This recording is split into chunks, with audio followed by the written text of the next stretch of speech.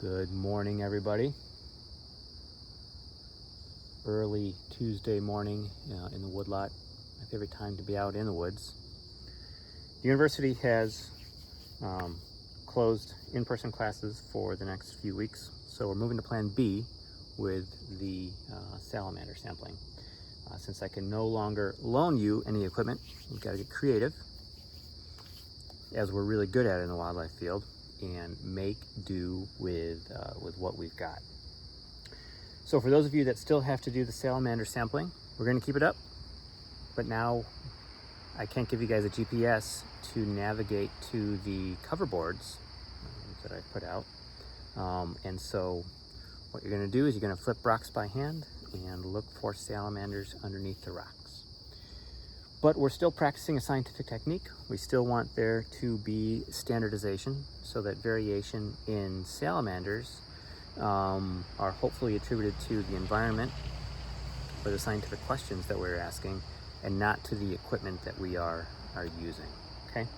So what I'd like you guys to do when you're out here flipping rocks, looking for salamanders, is to standardize it as much as possible. And one way we can do that is to search a standard area, okay? So got to the woodlot, I poked around a little bit, and I found a stick. For me, the stick's about waist high. I found it just lying around in the woods. And this is going to be my makeshift sampling frame. So basically what I'm gonna do, you can see I'm here in a stream bed. I'm gonna lie this down and I am going to search under rocks in a square area that is about this height and this width. All right, so here is my sampling frame.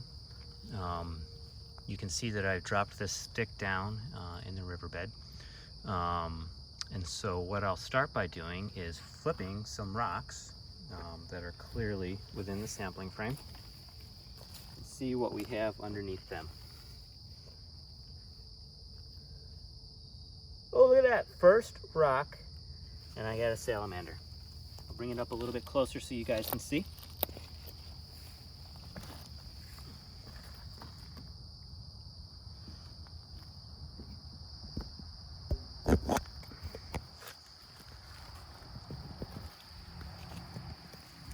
This is a little guy here,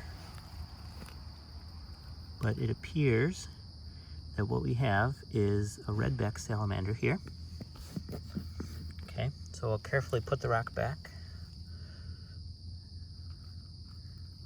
and we'll record that in our field notebooks. And then we will proceed to look under other rocks, carefully putting them back when we're done. No salamander here.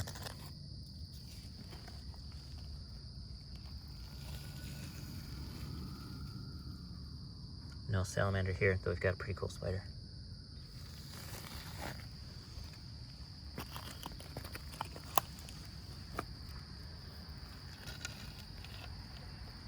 No salamander here either.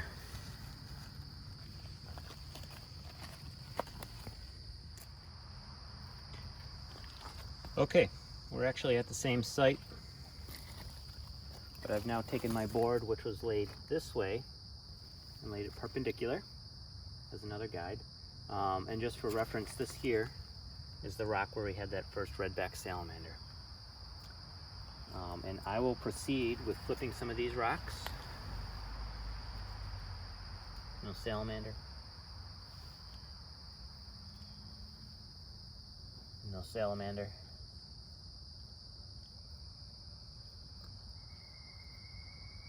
No salamander.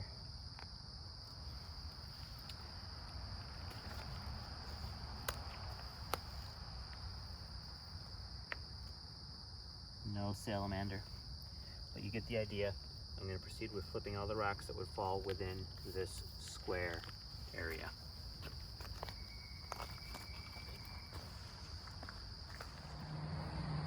Okay, so we just finished sampling at that site. We had one redback salamander. We recorded that information in our field notebook. And now we still don't have a GPS unit, but what we'll do is we'll pace out 50 steps to get to the next site where we will do the next search under rocks.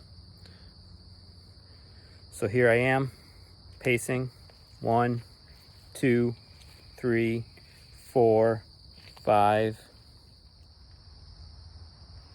You guys don't want to hear me count forever. But I'm at 46, 47, 48, 49, 50 paces. Go ahead. We'll throw our board down. We can see that there's a bunch of rocks. Let's just take a peek. Oh, look at that. First rock again. And another redback salamander. We'll carefully lay the rock back down.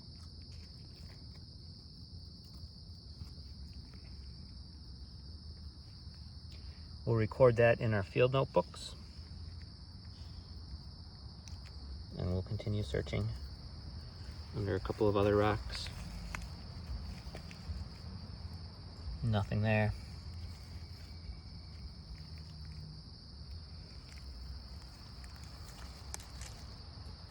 Nothing there. You guys don't need to see me flip every rock, but I'll get these rocks here that are clearly within. I'll rotate the board 90 degrees. I'll make sure that I'm getting all of these rocks over here. Some cool bugs there. No salamanders there. But you guys get the idea. Record all the salamanders you find in this standardized area here.